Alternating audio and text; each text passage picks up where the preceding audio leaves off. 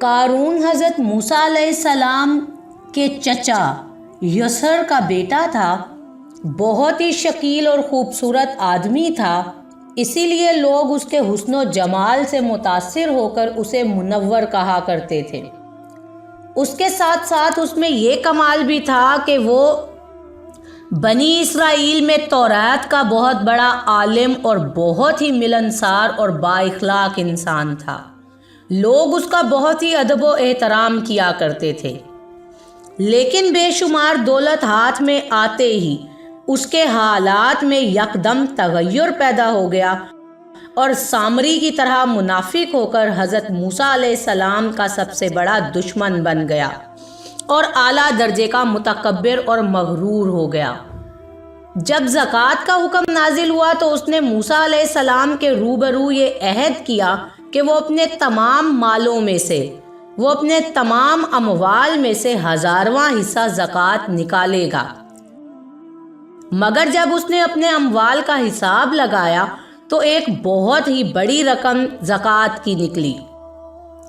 یہ دیکھ کر اس پر ایک دم حرص و بخل کا بھوت سوار ہو گیا اور وہ نہ صرف زکوٰۃ کا منکر ہو گیا بلکہ عام طور پر بنی اسرائیل کو بھی بھڑکانے لگا، بہکانے لگا کہ حضرت موسیٰ علیہ السلام اس بہانے تمہارے مالوں کو تم سے لے لینا چاہتے ہیں۔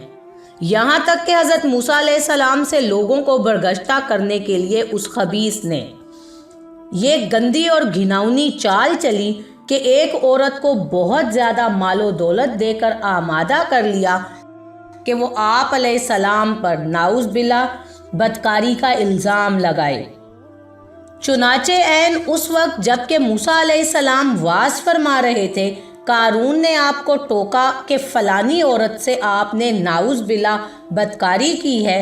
حضرت موسیٰ علیہ السلام نے کہا اس عورت کو میرے سامنے لاؤ۔ چنانچہ وہ عورت بلائی گئی تو حضرت موسیٰ علیہ السلام نے فرمایا، اے عورت، اس اللہ کی قسم جس نے بنی اسرائیل کے لیے دریا کو پھاڑ دیا اور عافیت و سلامتی کے ساتھ دریا کے پار کرا کر فرعون سے نجات دی، سچ سچ کہہ دے کہ واقعہ کیا ہے۔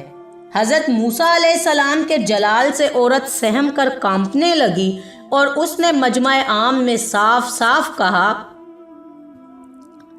اے اللہ عز و جل کے نبی، مجھ کو قارون نے کثیر دولت دے کر آپ پر بہتان لگانے کے لیے آمادہ کیا ہے۔ اس وقت حضرت موسیٰ علیہ السلام آپ دیدہ ہو کر سجدہ شکر میں گر پڑے اور بحالت سجدہ آپ نے یہ دعا مانگی کہ اے اللہ، قارون پر اپنا قہر و غضب نازل فرما دے۔